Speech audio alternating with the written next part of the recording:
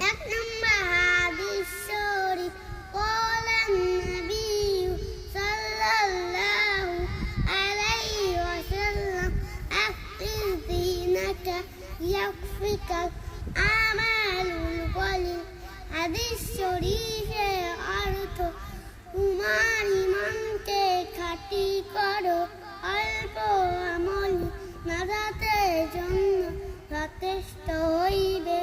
দুই নম্বর হাদিস শরীফ খায়রুকুম মান তাআল্লামাল কুরআনা ওয়া আল্লামা হাদিস শরীফের অর্থ তোমাদের মধ্যে সর্বোত্তম ওই ব্যক্তি যে নিজে কুরআন মাজিদ শিক্ষা করে এবং অপরকে শিক্ষা দেয়।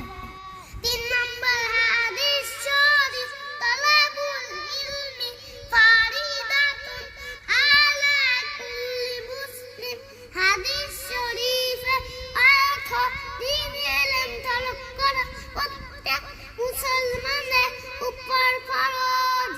চার নম্বর হাদিস শরীফ আত-তুহুরু শাতরুল ঈমান পবিত্রতা ঈমানের অঙ্গ। পাঁচ নম্বর হাদিস শরীফ মিফতাহুল জান্নাতিস সালাহ নামাজ বেহেশতের চাবি।